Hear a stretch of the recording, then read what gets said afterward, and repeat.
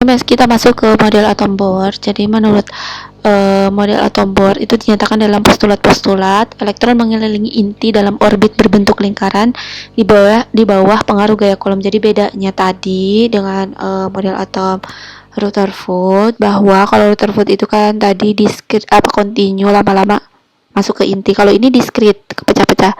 Ini kulit pertama, kulit kedua, kulit ketiga, misalkan kayak gitu. Jadi dia diskrit. Nah, dan elektron tetap mengelilingi inti di bawah pengaruh gaya Coulomb, karena gaya Coulomb itu adalah gaya tarik menarik antara elektron dengan inti atom, gitu ya.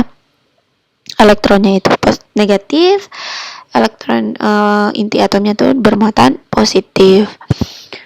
Nah, katanya menurut Bohr itu lintasan-lintasan stasioner yang diizinkan untuk ditempati elektron memiliki momentum sudut yang merupakan kelipatan bulat dari L sama dengan N H per 2pi, di mana L itu adalah momentum sudut. Bisa kita cari menggunakan massa dikalikan kecepatan dikalikan jari-jarinya ya. Di momentum sudut ini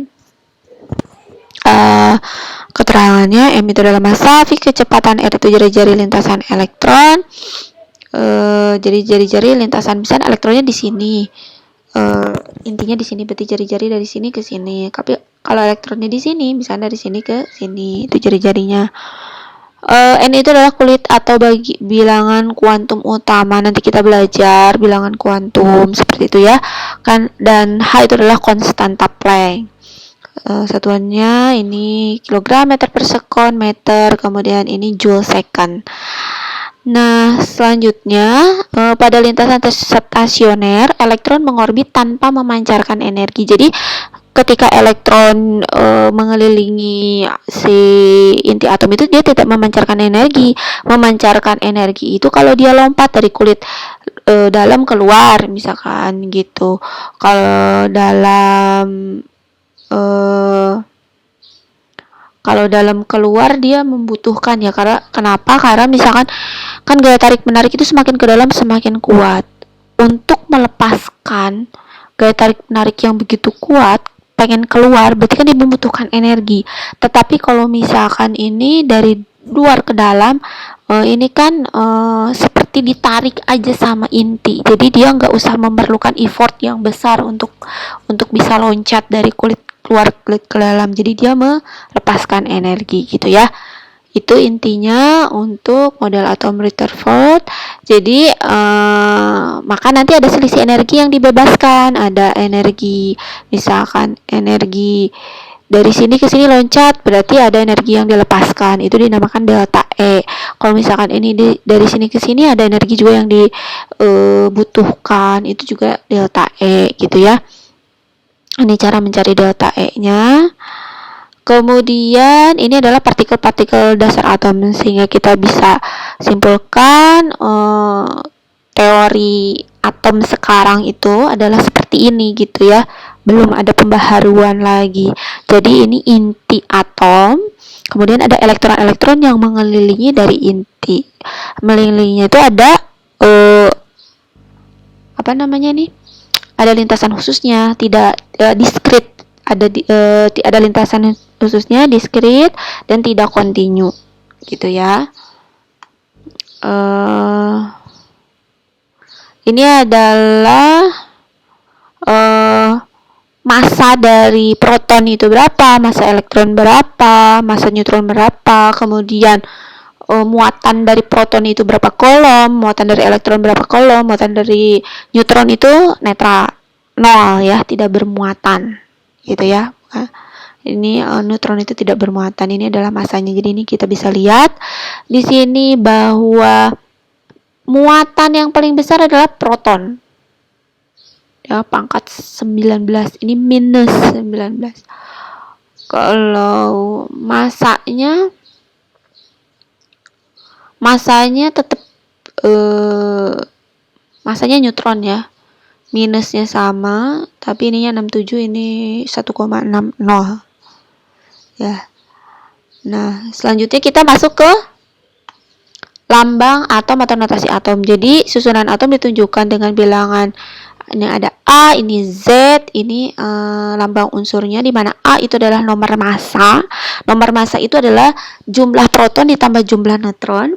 Kalau Z itu adalah nomor atom, di mana jumlah proton dalam menunjukkan jumlah proton di dalam inti.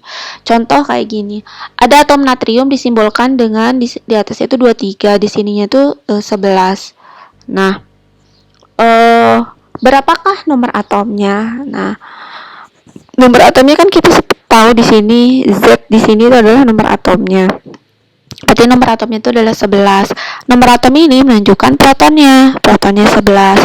Kemudian 23 itu adalah nomor massanya. Nomor massa 23. Nomor massa itu adalah penjumlahan dari proton dan neutron. Berarti berapakah neutron gitu kan? Berarti tinggal P ditambahin itu 23. P-nya kita tahu 11. Berarti N-nya itu adalah 23 dikurangi 11 jadi 12.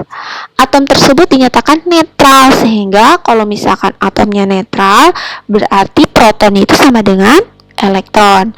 Nah, kita tahu protonnya itu 11, berarti elektronnya berapa? 11 juga. Gitu ya. Kalau ion positif kayak misalkan 211Na+, berarti artinya dia melepaskan elektron. Kalau melepaskan yang elektron yang negatif berarti dia lebih positif kan. Nah, jumlah elektronnya itu akan berkurang. Jadi ini nomor massa itu sama dengan proton, ya kan?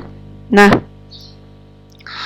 kemudian neutronnya tadi kan tinggal 23 dikurangi 11 ya, 12 hasilnya. Kemudian elektronnya karena dia lebih positif, berarti kan kehilangan elektron 1. Berarti kalau protonnya 11, elektronnya kan kalau netral berarti elektronnya 11 kan.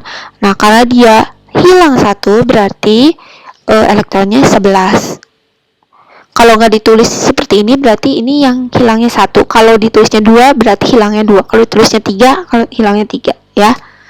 Kemudian ion negatif kayak ini O2- ya. Di sininya itu 17, sininya 18 gitu ya. Ini nomor massa sama dengan proton 8. Nomor atom 17 dikurangi 8 berarti neutronnya berapa? 9. Berarti kalau netral protonnya 8, elektronnya juga 8 dong, ikan. Tetapi kalau dia lebih negatif ya, berarti lebih banyak elektronnya. Lebih banyak berapa? Lebih banyak 2. 8 tambah 2 10. Gitu ya. Kemudian ada yang namanya isotop. Isotop itu adalah atom-atom yang mempunyai nomor atom sama tetapi mempunyai nomor massa yang berbeda. Ya. Ini nomor tadi ya di sini. Ini nomor atom bawahnya. Tadi kalau Ibu ada kata-kata di sini nomor massa salah ya. Di sini nomor atom, di sini nomor massa. Ini nomor atomnya sama, nomor massa yang berbeda. Seperti ini. Berarti apa yang berbedanya? Berbedanya berarti neutronnya. 35 dikurangi 17 18, 37 dikurangi 17 20. Selama dia mengatakan ini netral, tidak ada plus, tidak ada minus, proton dan elektronnya sama. Itu ya. Kemudian ada isobar. Isobar atom-atom yang mempunyai nomor atomnya sama.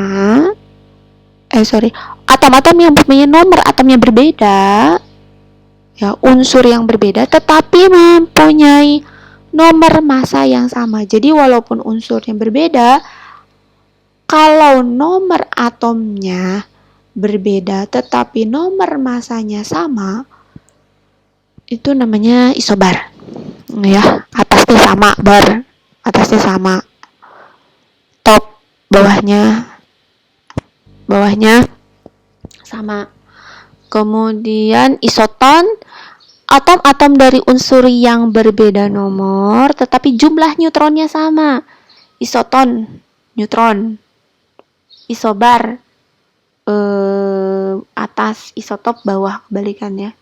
Bar, Ibu hafalnya bar bawah, harusnya sama yang bawahnya enggak, atasnya yang sama.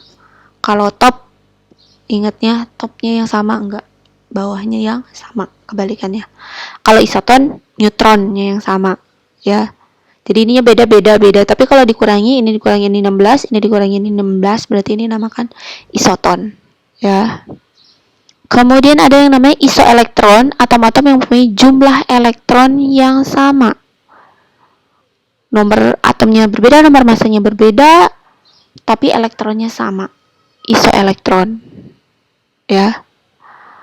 Nah, kemudian nanti kita masuk ke konfigurasi elektron.